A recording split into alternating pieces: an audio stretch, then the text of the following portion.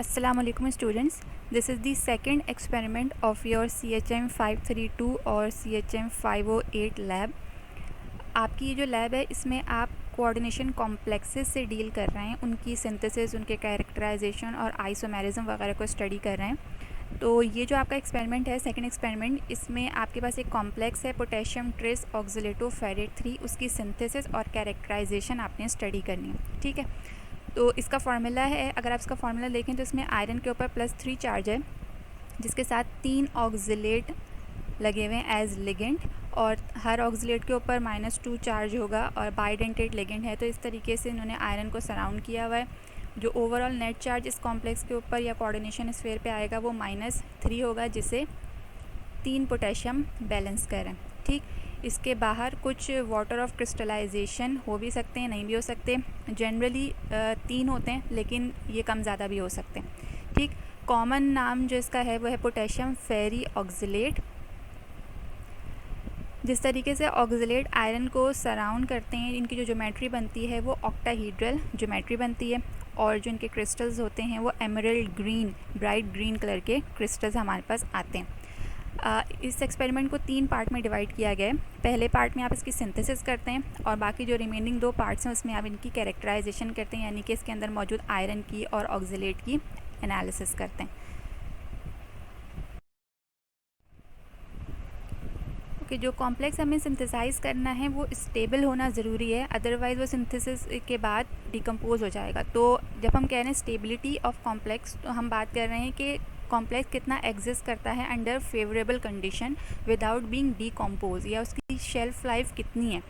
ठीक है, जो स्टेबिलिटी है कॉम्प्लेक्स की वो डिपेंड करती है डिफरेंट फैक्टर्स पे, जैसे कि nature of central metal ion, जो उसका जो मेटल है उसका क्या नेचर है, उसके अराउंड जो लिगेंड लगे हुए हैं उनका क्या नेचर है, कोई चिलेटिंग इफेक्ट है या नहीं है, और भी बहुत सारे फैक्टर्स होते हैं। तो किसी भी कॉम्प्लेक्स आयन की स्टेबिलिटी को आप जनरलाइज नहीं कर सकते। अगर वो एक कंडीशन पे स्टेबल है तो दूसरी कंडीशन पे वो डिकम्पोज हो सकता है। ठीक है, तो जो कॉम्प्लेक्स की स्टेबिलिटी है वो 2 एस्पेक्ट से एक्सप्लेन की जाती है, थर्मोडायनामिक एस्पेक्ट से और काइनेटिक्स एस्पेक्ट से। थर्मोडायनामिक्स डील करता है कि आपका कॉम्प्लेक्स इक्विलिब्रियम कंडीशन पे कितना बना है, या कितना ज़्यादा है या कम है। ठीक है, इसको आप मेजर कर सकते हैं बाय फॉर्मेशन कांस्टेंट या स्टेबिलिटी कांस्टेंट। जब आप कॉम्प्लेक्स बनाते हैं तो जो आपके स्टार्टिंग मटेरियल्स होते हैं वो गैशियस फेज़ में नहीं होते, वो एक्वस सॉल्यूशन की फॉर्म में होते हैं। तो जो भी आपका मेटल है उसका एक्वस कॉम्प्लेक्स बना हुआ होगा, एक्वा कॉम्प्लेक्स बना हुआ होगा, उसके बाद फिर वो लिगेंड को एक्सचेंज करता है और अपना डिज़ायर्ड कॉम्प्लेक्स बनता है। यहाँ पे जो KF है ये फॉर्मेशन कांस्टेंट है। KF is directly proportional to the concentration of your product या कॉम्प्लेक्स। इस वजह से जितना KF की वैल्यू ज़्यादा होगी, फॉर्मेशन कांस्टेंट की वैल्यू ज़्यादा होगी, उतना ही ज़्यादा कॉम्प्लेक्स बना होगा इक्विलिब्रियम पे। इसको आप स्टेबिलिटी कांस्टेंट भी कह सकते हैं। स्टेबिलिटी कांस्टेंट जितना ज़्यादा होगा कॉम्प्लेक्स उतना ही स्टेबल होगा।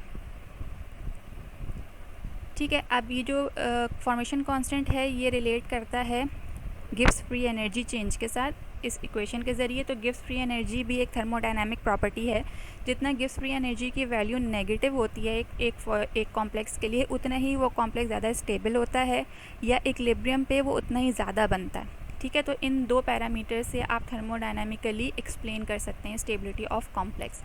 दूसरी जो चीज़ है वो काइनेटिक्स।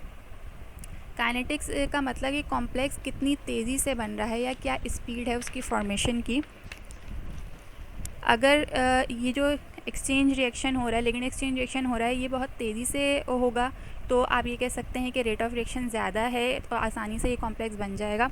अगर ये स्लो है तो इसका मतलब रेट ऑफ रिएक्शन कम है। ये एक्टिवेशन एनर्जी पे भी डिपेंड करता है। अगर एक्टिवेशन एनर्जी कम रिक्वायर्ड होती है तो रेट ऑफ रिएक्शन ज़्यादा होगा, एक्टिवेशन एनर्जी ज़्यादा रिक्वायर्ड होगी तो जो रेट ऑफ रिएक्शन है वो स्लो होता है। वो कॉम्प्लेक्सेस जो कि स्लो फॉर्म होते हैं उनको आप इनर्ट कॉम्प्लेक्सेस कह सकते हैं, और जो तेज़ी से फॉर्म हो जाते हैं वो लेबाइल कॉम्प्लेक्सेस कहलाएंगे। उनका जो स्टार्टिंग मटेरियल होगा वो लेबाइल कहलाएगा। लेबाइल और इनर्ट के लिए एक रूल ऑफ थंब ये है कि अगर ये एक्सचेंज रिएक्शन विदिन 1 मिनट हो जाता है तो ये लेबाइल था, और अगर ये 1 मिनट से ज़्यादा का टाइम ले रहा है तो फिर ये इनर्ट। ठीक है, ये कुछ बैकग्राउंड नॉलेज थी जो आपको समझाना ज़रूरी थी। ये आपकी इस कॉम्प्लेक्स की थ्योरी में इंक्लूड नहीं है। आज क्योंकि हम सिर्फ सिंथेसिस की बात करेंगे फेरी ऑक्सीलेटो कॉम्प्लेक्स की, इस वजह से हमने इस एक्सपेरिमेंट को नाम दिया एक्सपेरिमेंट 2A, जो कि है synthesis of potassium tris oxalato ferrate 3 complex. इसकी सिंथेसिस के लिए आपके मैनुअल में पॉइंट नंबर 1 ये लिखा हुआ है कि आपको 3 केमिकल्स वे करने हैं, जिसके अंदर फेरस अमोनियम सल्फेट, जिसे आप मोहर सॉल्ट भी कहते हैं, वो शामिल है, ऑक्सैलिक एसिड और पोटेशियम ऑक्सीलेट शामिल है। फेरस अमोनियम सल्फेट को आप इसलिए वे कर रहे हैं क्योंकि that will be use as a source of metal for the synthesis of this complex. यहाँ पे जो आपको आयरन चाहिए वो आपको फेरस अमोनियम सल्फेट के आयरन से मिलेगा। ऑक्सैलिक एसिड यूज़ हो रहा है as a source of ligand, और पोटेशियम ऑक्सीलेट से हमें पोटेशियम हासिल हो रहा है, जो कि यहाँ पे काउंटर आयन के तौर पे, यानी कि सोर्स ऑफ काउंटर आयन हम यूज़ कर रहे हैं। ठीक है, इन 3 चीज़ों को हम लेंगे स्टार्टिंग मटेरियल के तौर पे। अच्छा, इससे पहले कि हम फर्दर प्रोसीड करें अपने प्रोसीजर की तरफ, ये देख लीजिएगा कि आपका जो कॉम्प्लेक्स है उसके अंदर आयरन F+3 की फॉर्म में, यानी कि फेरिक की फॉर्म में है, लेकिन आपने जो स्टार्टिंग मटेरियल लिया है वो फेरस है, यानी कि Fe+2। तो ऐसा क्यों है कि हम स्टार्टिंग मटेरियल फेरस से स्टार्ट कर रहे हैं और जो हमारा एंड प्रोडक्ट होगा वो फेरिक होगा, Fe+3 होगा। ऐसा करने की वजह यह है कि इन दोनों की जो स्टेबिलिटी है वो डिफरेंट है, और अभी हमने स्टेबिलिटी के मुतालिक बात की कि हमारा जो स्टार्टिंग में जो हमारा स्टार्टिंग मटेरियल है उसको लेबाइल होना ज़रूरी है, वो उसको रिएक्टिव होना ज़रूरी है, और जो हमारा एंड प्रोडक्ट है वो इनर्ट हो, वो नॉन रिएक्टिव हो, वो स्टेबल हो, ये बात ज़रूरी है। ठीक है, आयरन की atomic number 26, outermost electronic configuration 3d64s2। जब आप फेरस अमोनियम सल्फेट का सॉल्ट लेते हैं और उसको वाटर में डिज़ोल्व करते हैं तो फेरस एक्वो कॉम्प्लेक्स बन जाता है। ठीक है, Fe+2 की वजह से यहाँ पे D के अंदर सिर्फ 6 इलेक्ट्रॉन्स होते हैं, तो ये D6 सिस्टम हो गया, और वाटर क्योंकि वीक फील्ड है तो जो इलेक्ट्रॉन की डिस्ट्रीब्यूशन होगी वो T2GeG में इस तरह से होगी। इसके बरक्स अगर आप कोई Fe+3 का सॉल्ट लेते, ठीक है, फेरिक क्लोराइड या कोई और Fe+3 का सॉल्ट लेते और उसको डिज़ोल्व करके काम शुरू करने की कोशिश करते, उसको स्टार्टिंग मटेरियल के तौर पे लेते, तो उसके अंदर जो इलेक्ट्रॉन की डिस्ट्रीब्यूशन होती वो इस तरह से होती। ठीक है, उसका जो एक्वा कॉम्प्लेक्स बनता है उसमें इलेक्ट्रॉन की डिस्ट्रीब्यूशन इस तरह से होती। अब अगर इन दोनों डिस्ट्रीब्यूशन को आप कंपेयर करें तो ये ज़्यादा सिमेट्रिक इक्वल डिस्ट्रीब्यूशन है। यहाँ पे जो ऑर्बिटल है वो हाफ फिल्ड है, जबकि यहाँ पे जो ऑर्बिटल है वो पार्शियली फिल्ड है। तो इस हाफ फिल्ड होने की वजह से D5 सिस्टम को थर्मोडायनामिक स्टेबिलिटी हासिल हो गई, और क्योंकि ये यहाँ पे पार्शियली फिल्ड है इस वजह से ये थर्मोडायनामिकली अनस्टेबल है। ऑन द अदर हैंड अगर हम बात करें काइनेटिक स्टेबिलिटी की, तो जब भी Eg के अंदर इलेक्ट्रॉन्स मौजूद होते हैं तो वो इसको, इस सिस्टम को अनस्टेबल कर देते हैं या फिर उसको लेबाइल साइड पे ले जाते हैं। इस वजह से क्योंकि दोनों के अंदर ही Eg के अंदर दो इलेक्ट्रॉन्स मौजूद हैं, इस वजह से ये भी काइनेटिकली लेबाइल है और ये भी काइनेटिकली लेबाइल है। अब इन दोनों को अगर कंपेयर करें तो यहाँ पे हमें दोनों सूटेबल कंडीशंस मिल रही हैं। ये थर्मोडायनामिकली अनस्टेबल भी है और काइनेटिकली लेबाइल भी है, जबकि यहाँ पे सिर्फ एक ही सूटेबल कंडीशन है कि ये काइनेटिकली लेबाइल है, लेकिन ये थर्मोडायनामिकली स्टेबल है। तो इस वजह से हम Fe+3 के सॉल्ट को यूज़ नहीं करते, आप Fe+2 के सॉल्ट को यूज़ करते हैं ताकि जो प्रोडक्ट है वो ज़्यादा बने और तेज़ी से बने।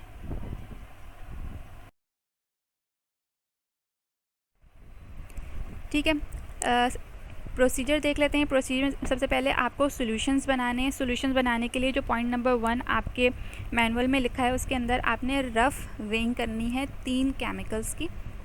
कौन कौन से? फेरस अमोनियम सल्फेट को 7.5 ग्राम, ऑक्सैलिक एसिड को 4 ग्राम और पोटेशियम ऑक्सलेट को 5 ग्राम वे करना है। ये रफ़ वेइंग है, इसका मतलब ये जो है इसको बहुत एक्यूरेटली आपने इसके डेसिमल्स नोट नहीं करने। ठीक है, जब इन 3 चीज़ों की वेइंग हो जाएगी तो उसके बाद फिर आप इसके सॉल्यूशंस फॉर्म करते हैं। सबसे पहले जो पॉइंट नंबर 2 लिखा हुआ है आपके मैनुअल में, फेरस अमोनियम सल्फेट को डिज़ोल्व करेंगे 40 ml डिस्टिल वाटर में। ये जो डिस्टिल वाटर है ये अंदाजे से लिया है, ये तो या तो आप बीकर की ग्रेजुएशंस को देख के डाल दें या फिर इसको किसी ग्रेजुएटेड सिलेंडर से डाल लें, अंदाजे से डलेगा।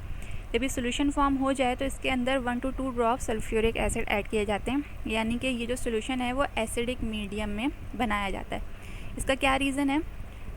अगर आप ये सोल्यूशन एसिडिक मीडियम में नहीं बनाएंगे तो इसके अंदर फिर कुछ और रिएक्शंस शुरू हो जाते हैं।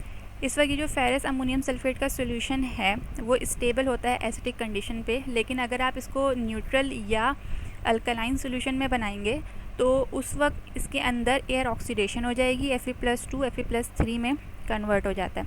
तो ये फेरिक का एक्वा कॉम्प्लेक्स है, ये पेल पर्पल कलर का हो जाएगा और फिर ये हाइड्रोलाइज होके एक्वा हाइड्रोक्सो कॉम्प्लेक्स में कन्वर्ट हो जाता है जो कि येलो कलर का होता है। तो ये एज एन इम्प्योरिटी फिर इसके अंदर शामिल हो जाता है। इन रिएक्शंस को अवॉइड करने के लिए आप इसके अंदर सल्फ्यूरिक एसिड ऐड करते हैं। ठीक है, दूसरा जो सोल्यूशन आपको बनाना है वो है ये ऑक्सैलिक एसिड का 4 ग्राम जो आपने लिया था। ऑक्सैलिक एसिड के 4 ग्राम को आपने 20 ml डिस्टिल्ड वाटर में डिज़ोल्व करना है। ये डिज़ोल्व होते वक्त थोड़ा सा आसानी से डिज़ोल्व नहीं होता है, इस वजह से इसको वार्म किया जाता है 60 to 70 डिग्री सेंटीग्रेड तक, ताकि ये डिज़ोल्व हो जाए। तो वार्म करने का यहाँ पे मकसद सिर्फ ये है कि ये ऑक्सैलिक एसिड इस 20 ml के अंदर डिज़ोल्व हो जाए और इसको कंटिन्यूस स्टीयरिंग के साथ डिज़ोल्व कर लिया जाता है। तीसरा सोल्यूशन बनाना है पोटेशियम ऑक्सलेट का। पोटेशियम ऑक्सलेट के आप 5 ग्राम डिज़ोल्व करें 15 ml में। यहाँ पे लिखा है हॉट डिस्टिल्ड वाटर, तो डिस्टिल्ड वाटर को पहले हॉट करके ये डाल लें या फिर इसको डालने के बाद इसको इतना हॉट कर लें कि डिज़ोल्व हो जाए। तो यहाँ पे भी हीटिंग का मकसद सिर्फ इसको डिज़ोल्व करना है। जब ये 3 सॉल्यूशंस बन जाएंगे तो अब हमें इन 2 सॉल्यूशंस को मिक्स करना है, लेकिन पहले चौथा जो सोल्यूशन है उसकी भी देख लें किस तरह प्रिपरेशन है, फिर हम आगे चलते हैं इसके प्रोसीजर की तरफ। जो चौथा सोल्यूशन आपने बनाना है वो है saturated solution of oxalic acid. ठीक है, सैचुरेटेड सोल्यूशन से आपको समझ आ रहा है कि यहाँ पे जो अमाउंट है वो फिक्स नहीं होगी। वॉल्यूम आपको बता दिया गया है कि 25 ml डिस्टिल्ड वाटर ले लें और इसके अंदर ऑक्सैलिक एसिड इतना ऐड करते रहें कि ये सैचुरेटेड हो जाए, ये डिज़ोल्व होना बंद हो जाए। ठीक है, जब ये रूम टेम्परेचर पर डिज़ोल्व होना बंद हो जाए तो ये सैचुरेटेड हो जाएगा। ये 4 सोल्यूशन आपके पास बन गए। आप सबसे पहले आपने फेरस अमोनियम सल्फेट और ऑक्सैलिक एसिड की 4 ग्राम वाला ऑक्सैलिक एसिड इनको मिक्स करना है। उसके बाद फिर आप इसके अंदर पोटेशियम ऑक्सलेट डालेंगे और फिर आखिर में ऑक्सैलिक एसिड ये वाला डालते हैं। ठीक है, अच्छा, जो आपने फेरस अमोनियम सल्फेट का सोल्यूशन बनाया है वो एक्वा सोल्यूशन इसका जो होगा उसमें फेरस एक्वा कॉम्प्लेक्स बन गया होगा। इसके जो सल्फेट आयन है और अमोनियम आयन है वो अलग हो गया होगा। इसके अंदर अब आप ऐड करते हैं ऑक्सैलिक एसिड का सोल्यूशन जो 4 ग्राम से आपने बनाया था।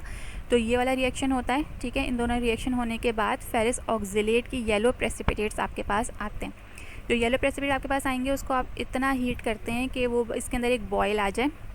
ठीक है, बॉयल का मकसद ये है कि इसका जो रिएक्शन है ये फास्ट हो जाए और इसके जो प्रेसिपिटेट्स हैं वो कोएगुलेट होकर उनका साइज़ थोड़ा सा बड़ा हो जाए। उसके बाद जब इसको आप हटा के बर्नर से रख देते हैं सेटल डाउन होने के लिए। सेटल डाउन होने के बाद ये जो येलो प्रेसिपिटेट्स हैं वो नीचे बैठ जाते हैं और ऊपर सुपरनेटेड लिक्विड आ जाता है। इस सुपरनेटेड लिक्विड में ये एक्स्ट्रा आइंस होंगे जो हमें नहीं चाहिए, तो इसको आप डिस्कार्ड कर देते हैं एहतियात से कि सिर्फ सुपरनेटेड लिक्विड ये डिस्कार्ड हो जाए। अब जो हमारे पास फेरस ऑक्सलेट के प्रेसिपिटेट हैं उनकी हमें एक दफ़ा वॉशिंग करनी है, ताकि उसके अंदर अगर कोई और एक्स्ट्रा आइंस रह गए हैं डिस्कार्ड होने से तो वो भी निकल जाएं। इसलिए आप इसके अंदर 25 ml डिस्टिल्ड वाटर डालते हैं अंदाजे से, उसको अच्छे से स्टिर करते हैं। स्टिर करने के बाद इसको रख देते हैं थोड़ी देर के लिए ताकि वो दोबारा से सेटल डाउन हो जाए। जब वो सेटल डाउन हो जाएगा तो ऊपर फिर से एक आपके पास क्लियर सोल्यूशन या सुपरनेटेड लिक्विड आ जाएगा। इसके अंदर अगर कोई एक्स्ट्रा आइंस होंगे तो वो आ जाएंगे। इसको भी आप दोबारा से डिस्कार्ड कर देते हैं। डिस्कार्ड करने के बाद जो आपके पास प्रेसिपिटेट आते हैं फेरस ऑक्सलेट के, वो आपके पास वॉश्ड प्रेसिपिटेट्स होते हैं। अच्छा, हमने फेरस को ऑक्सलेट आयन दे के फेरस ऑक्सलेट के प्रेसिपिटेट हासिल कर लिए, उनकी वॉशिंग भी कर ली। अब हमें इसे काउंटर आयन प्रोवाइड करना है in the form of potassium oxalate solution. और उसके बाद काउंटर आयन प्रोवाइड करने के बाद हम इसकी ऑक्सीडेशन करेंगे, यानी कि फेरस को फेरिक में कन्वर्ट करेंगे, तो ये हमारे डिज़ायर्ड कॉम्प्लेक्स में कन्वर्ट हो जाएगा।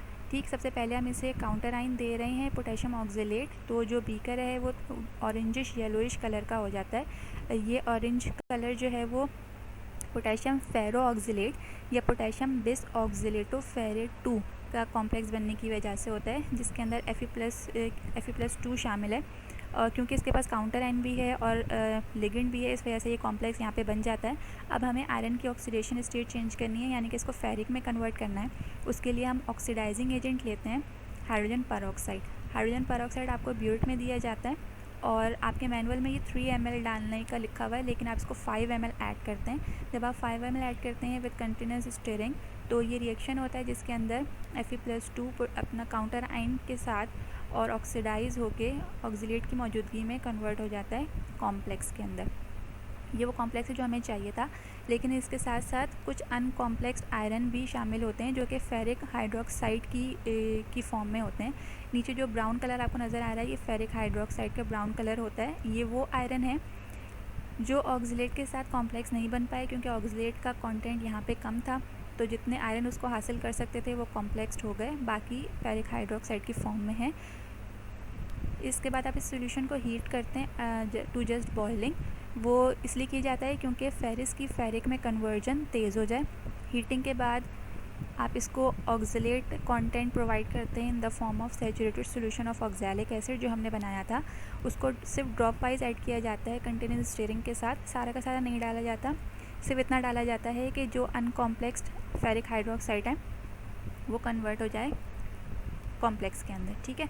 तो ये रिएक्शन होता है इसको डालने की वजह से, और ये आप ड्रॉप वाइज उस वक्त तक डालते हैं जबकि जब तक जो बीकर है वो एमरल्ड ग्रीन कलर का सोल्यूशन ना शो करे, यानी कि ब्राइट ग्रीन कलर का ट्रांसपेरेंट सोल्यूशन ना शो करें, ठीक है।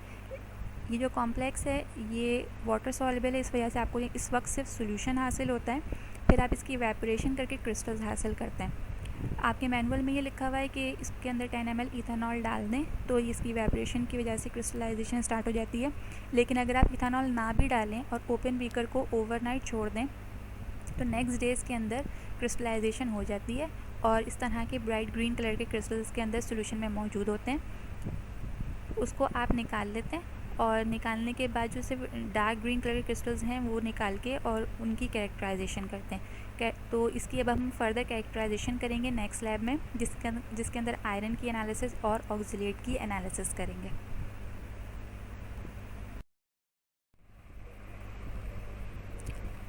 ओके, हर एक्सपेरिमेंट की अलग लैब रिपोर्ट बनेगी, तो इस एक्सपेरिमेंट की जो लैब रिपोर्ट आपने बनानी है उसका फॉर्मेट आपको गिवन है। ऑब्जेक्ट आप लिखेंगे, जो सिंथेसिस का ऑब्जेक्ट है आपको बताया गया है वो लिखेंगे। थ्योरी जो सिंथेसिस से रिलेटेड थ्योरी आपको रीजंस वगैरह बताए गए हैं वो आप यहाँ पे लिखेंगे पैराग्राफ की फॉर्म में, और इक्वेशंस जो आपको बताई गई हैं हर स्टेप वाइज वो इक्वेशंस यहाँ पे मेंशन करेंगे। तो इसकी छोटी सी लैब रिपोर्ट बनेगी।